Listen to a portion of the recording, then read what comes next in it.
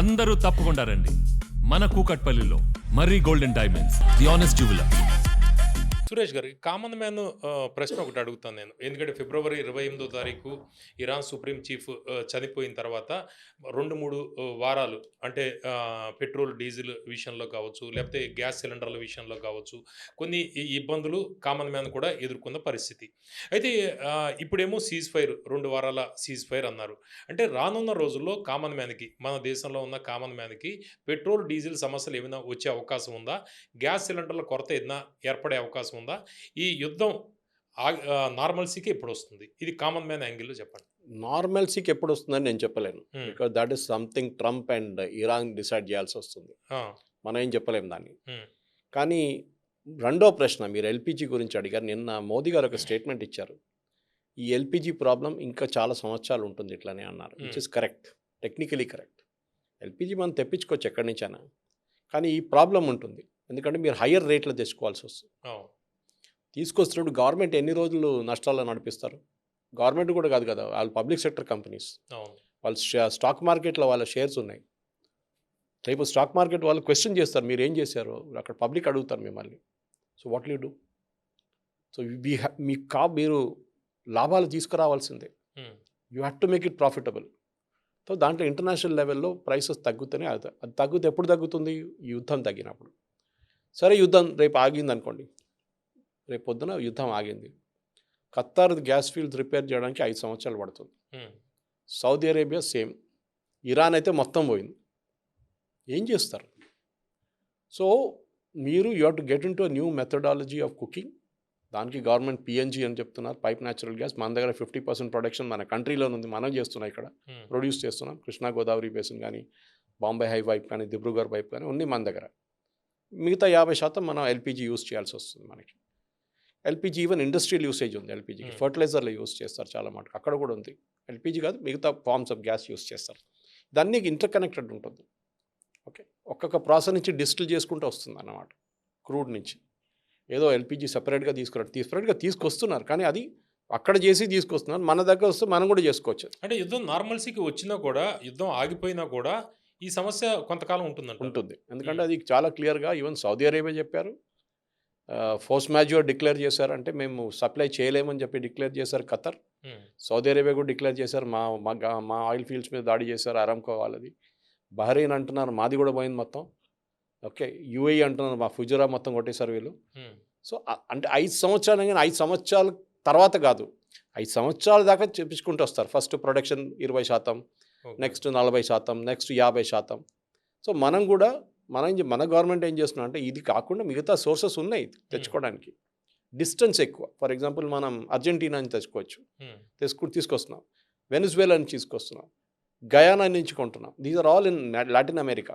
అంటే supply chain ఇబ్బంది ఉండదు, కానీ రేట్లు పెరుగుతాయి. అండ్ దానికి కావాల్సిన ఏంటంటే మనం దాని మీద డిపెండెన్స్ తగ్గించాలి. ఓకే, నేను అన్నారు కదా, ఇండక్షన్ వాడండి, పైప్ న్యాచురల్ గ్యాస్ కంపల్సరీగా అన్ని గేటెడ్ కమ్యూనిటీస్, అన్ని అపార్ట్మెంట్స్ కంపల్సరీ చేసేసారు. చాలా వాళ్ళు వాడుతున్నారు. ఎందుకంటే మీరు పిఎన్జీ తీసుకున్నప్పుడు మీ ఎల్పిజి కట్ ఆఫ్ అయిపోతుంది, మిమ్మల్ని ఎల్పిజి నుంచి తీసేస్తారు, సస్పెండ్ చేస్తారు. రేట్ కూడా తక్కువ పడుతుంది అనుకుంటా. రేట్ తక్కువ ఉంది, అండ్ డేంజర్ ఆఫ్ ఎక్స్ప్లోజన్స్ అంతా చాలా తక్కువ. అది ఉంటుంది. అండ్ మీకు టెన్షన్ ఉండదు, ఈ గ్యాస్ అయిపోతే రేపు మళ్ళీ రీఫిల్ అప్లై అయ్యామక్కర్లేదు. వాళ్ళు వస్తారు, ప్రతి మంత్ రీడింగ్ తీసుకుంటే ఎలక్ట్రిసిటీ లాగా మీకు బిల్ వచ్చేస్తుంది. సో ఆ లైఫ్ స్టైల్ మార్పు మనం తీసుకురావాలి. ఇప్పుడు గ్యాస్ బండ మనకి ఇది వరకు 20-21 రోజుల్లో మళ్ళీ అయిపోయింది బుకింగ్, రీఫిల్ బుకింగ్ ఉండేది. ఇప్పుడేమో 30 days ఉంది. అంటే రానున్న రోజుల్లో అంటే కొద్దిగా ఇబ్బందికరమైన పరిస్థితులు. Situation is improving. ఎందుకంటే అప్పుడు బాంబు వచ్చి పడ్డప్పుడు February 28th government is not prepared. No government is prepared. ఏ గవర్నమెంట్కి తెలియదు ఏం చేయాలని. ఈవెన్ యూఎస్ కూడా చూడండి, యూఎస్లో ఇప్పుడు $5 నడుస్తుంది ఒక గ్యాలన్కి డీజిల్. అక్కడ పెద్ద పొలిటికల్ ఇష్యూ. సో ట్రంప్ దగ్గర అడిగారు నిన్న ప్రెస్ కాన్ఫరెన్స్లో ఎవరో, ఐ థింక్ ఫాక్స్ న్యూస్ అనుకుంటాను, ఫాక్స్ బిజినెస్, ఎన్ని రోజులు ఉంటుంది ఈ రేట్ అంటే ట్రంప్ అన్నారు ఇంకా నవంబర్ డిసెంబర్ దాకా ఉంటుంది అన్నారు. ఎలక్షన్ దాకా వీళ్ళు టెన్షన్ అయిపోయారు రిపబ్లికన్ వాళ్ళు. ఇదేంటి మీరు 2-3 నెలలు చెప్పాలండి, రేపు నెక్స్ట్ మంత్ నుంచి ఓకే అయిపోతుందని చెప్పండి, మాకు ఉన్న ఓట్లు కూడా పోతే ఇట్లా చెప్తాయని చెప్పి నిన్న పెద్ద ఇష్యూ అయిపోయింది. అది క్యాంపెయిన్ చేసుకోవడం కూడా ఆయన అంటున్నాడు, నేను ఒక యాంటిసిపేటరీ బెయిల్ తీసుకున్నాను నేను, ఎందుకంటే మళ్ళీ రేపు తగ్గలేదు అనుకోండి నా మీద వచ్చి పడతారు, అరే మీరే చెప్పారు కదా 2 నెలలు తగ్గిపోతుంది. మోదీ గారు కూడా అదే అంటారు. యుద్ధం ఎన్ని రోజులు నడుస్తుంది నాకు తెలియదు, యుద్ధం ఎప్పుడు ఆగుతుందో తెలియదు, వాడు ఎప్పుడు రిపేర్ చేస్తుందో తెలియదు. నేను నా పని చూసుకోవాలి. ఏంటి? రెడ్యూస్ ఇట్ చాలా మటుకు. ఓకే, మనకు కావాల్సిన మార్పు జీవితంలో వస్తుంది. అది కోవిడ్ టైంలో వచ్చింది, డిమానిటైజేషన్ టైంలో వచ్చింది. ఇప్పుడు మనం మార్పులు తీసుకురావాల్సింది. లేదు ఎప్పటి నుంచో మేము ఇదే చేస్తున్నాం. ఎన్నో ఎగ్జాంపుల్ సడన్గా చూస్తున్నాం. మనం ఇప్పుడు పేపర్లలో స్టోరీస్ వస్తున్నాయి. కొంతమంది ఇండస్ట్రియల్ కెమికల్స్ ఎప్పటి నుంచో ఎలక్ట్రిసిటీ నడిపిస్తున్నారు, కొంతమంది బయోగ్యాస్ మీద నడిపిస్తున్నారు. ఇదన్నీ ఉన్నాయి. అంటే కువైట్ క్రైసిస్ టైంలో అప్పుడు నేను కూడా చూశాను, రేట్లు విపరీతంగా 2-3 టైమ్స్ పెరిగిపోయాయి.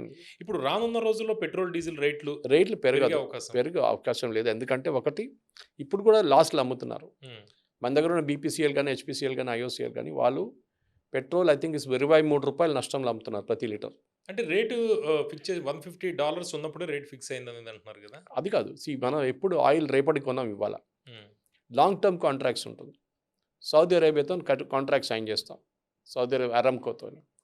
నెక్స్ట్ 1 year మాకు $70 పర్ బ్యాలర్ సప్లై చేయండి. అప్పుడు 68 ఉండొచ్చు.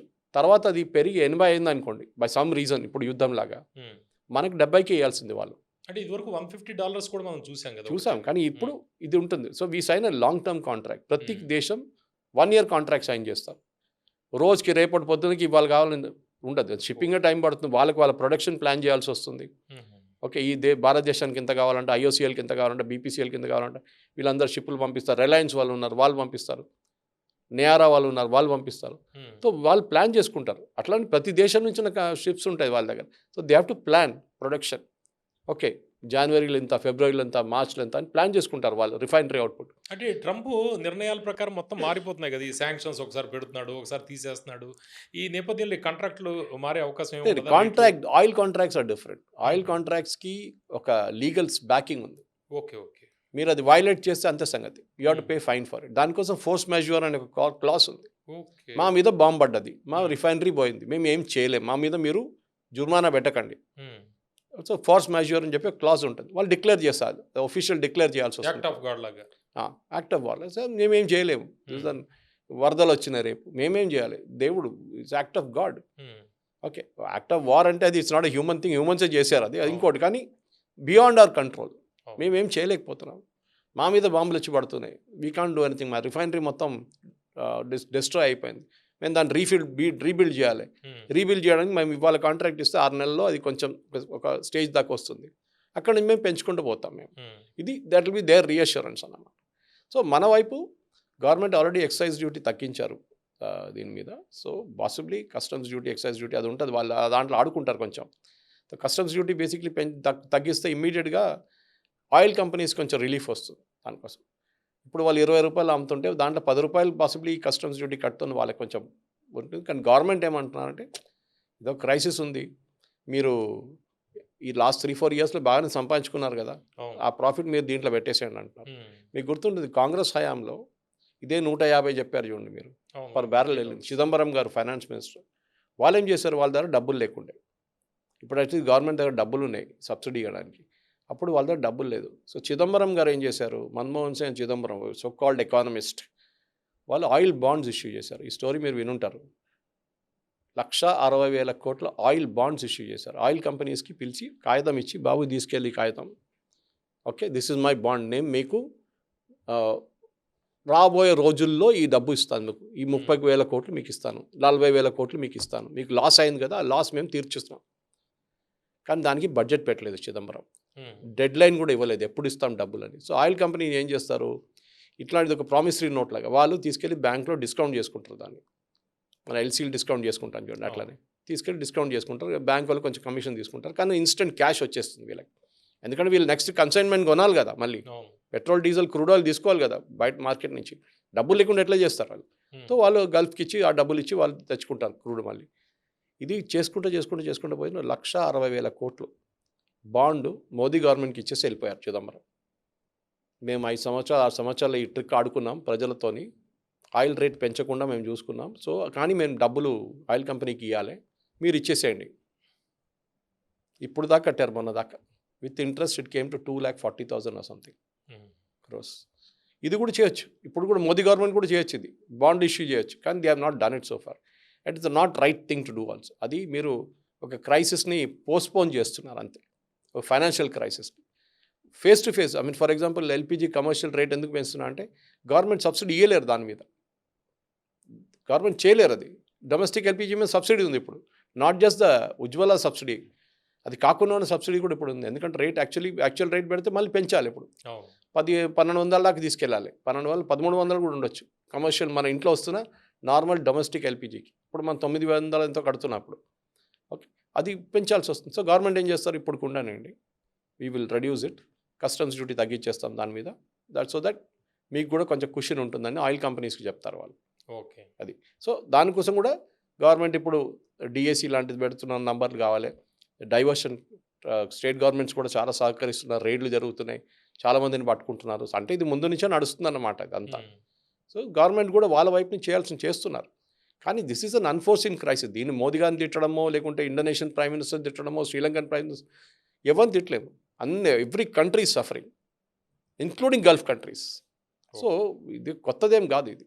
ఈవెన్ యూఎస్లో కూడా ఆలోచించండి. అండ్ యూఎస్ ఏమంటారు, ప్రెసిడెంట్ మా దగ్గర కావాల్సిన ఆయిల్ అంతా మా దగ్గర ఉంది, మళ్ళీ వీళ్ళు రేట్ ఎందుకు పెంచారు? అంతా మీ దగ్గర ఉన్నప్పుడు రేట్ ఎందుకు పెంచారు మీరు? ఎవరు ట్రంప్ దగ్గర చాలామంది అడుగుతున్నారు వాళ్ళ దేశంలో. మన అమెరికాలో కావాల్సిన ఆయిల్ అమెరికా ప్రొడ్యూస్ చేస్తుంది, మళ్ళీ మీరు రేట్ ఎందుకు పెంచారు? బికాస్ ఈ అమెరికాలో ఉన్న ఆయిల్ కంపెనీస్ ఇంటర్నేషనల్ రేట్లు పెట్టి అమ్ముతున్నారు. వాళ్ళు అంటున్నారు మాకు $40 చాలు ప్రొడ్యూస్ చేయడానికి, కానీ మేము $100 ఛార్జ్ చేస్తాం మిమ్మల్ని పంప్ రేట్లో. That is the way to play the game అన్నమాట.